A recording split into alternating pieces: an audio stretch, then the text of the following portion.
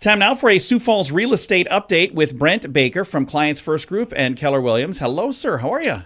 I'm fantastic today. Happy fall to you. And man.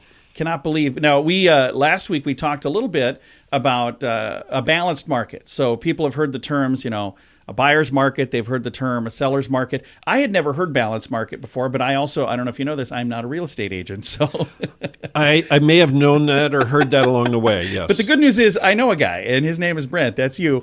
So we're going to continue that conversation a little bit about the balanced market, because there's some things that we didn't really cover last week. And when we got done talking, you're like, oh, hey, we should have talked about this and this and this.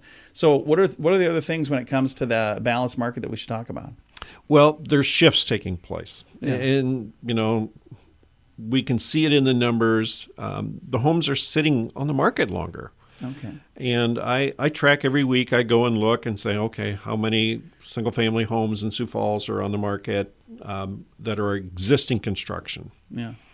And then I want to know how many of those are $1 million and up, how many are pending, and what's the days on the market? Because we're trying to find trends in the market so that when I sit down with a buyer or seller, we can be aware of and start thinking in those terms about the offers we're going to receive or write.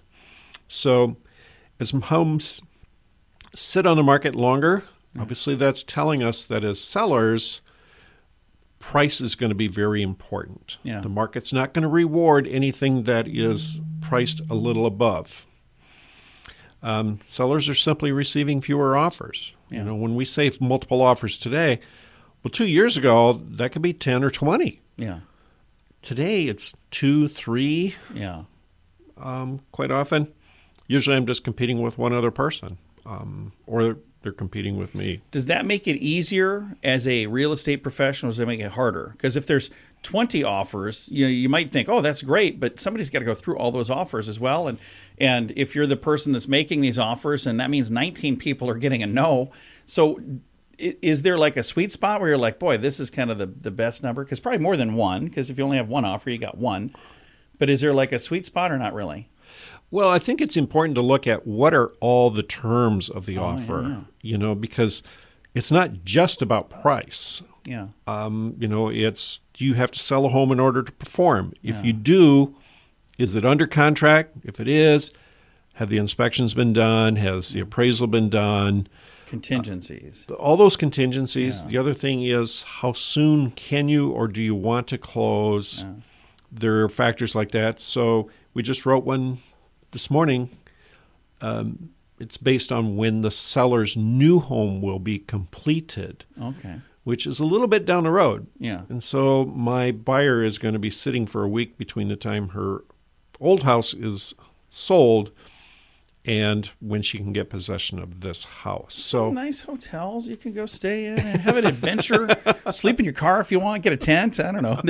Depends on when all this is happening. Yeah. December is not tent weather, so a van down by the river would not be a plan right then. So we talked about homes on the market longer and sellers maybe receiving a few less offers, but I'm seeing also on here fewer buyers that are waiving inspections. Because at one point, a couple of years ago, when people were making an offer, it was like, no inspection, no this, no that, no nothing. Like, here's a briefcase full of money, take it. So it goes back to the terms. What are you offering? How soon can you close? Do you have a home to sell? And then inspection contingencies. Yeah. And, for some property sellers, that's a big deal because it's another negotiation, and some people just want to be done. Yeah.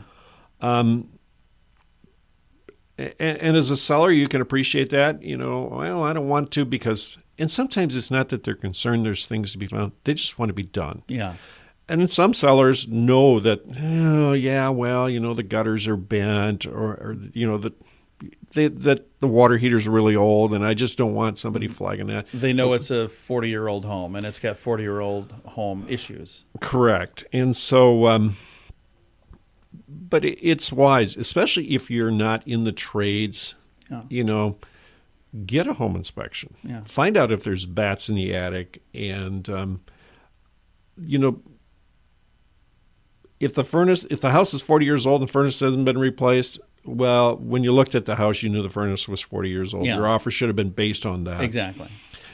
But again, not everybody knows that or comprehends that. But that's where it makes the most sense to have a real estate professional like Brent Baker, somebody that I don't need to know all the answers. I just need to know that you know all the answers. Like when you were talking a little bit ago about how long each home is, this is the number of homes and this is how long they've been on the market. I would have never even thought to ask that. But I love the fact that you know that because, again, I don't need to know these things, but I'm glad to know that you know these things. Right. That's part of my job is which way is the market going? Maybe who's a good lender for this type of property? There are more factors than just the price. Yeah.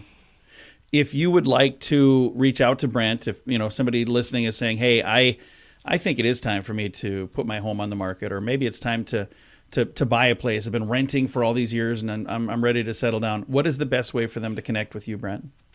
My number is 605-310-0297. Or you can email at brentbaker@kw.com. Very nice. You can also find him online. His website is clientsfirstgroup.com. And if you're catching the end of this, you can always find it online as a podcast at siouxfallspodcast.com.